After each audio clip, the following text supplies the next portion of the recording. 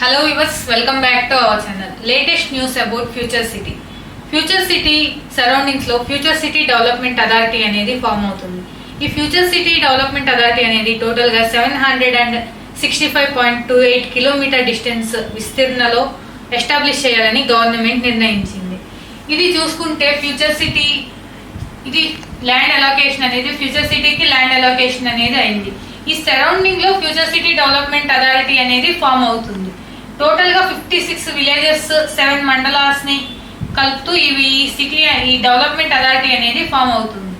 ఇక్కడ చూసుకుంటే మహేశ్వరం మండలంలో 2 విలేజెస్, కందుకూరు మండలంలో 18 విలేజెస్, కర్తల్ మండలంలో 6 విలేజెస్, అమంగల్ మండలంలో 2 విలేజెస్, యాచారం మండలంలో 17 విలేజెస్ అండ్ మంకాల్లో మండలంలో 3 విలేజెస్, ఇబ్రహీంపట్నంలో 8 విలేజెస్ అనేవి ఫామ్ అవుతున్నాయి.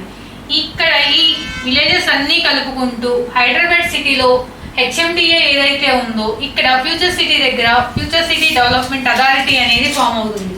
ఇది అప్రాక్సిమేట్ గా 1.5 lakh ఎకర్స్ లో అనేది ఎస్టాబ్లిష్ అవుతుంది. ఆల్రెడీ ల్యాండ్ అలొకేషన్ అనేది అయింది. 150 ఎకరాస్ లో ఏఐసిటీకి ల్యాండ్ అలొకేషన్ అయింది.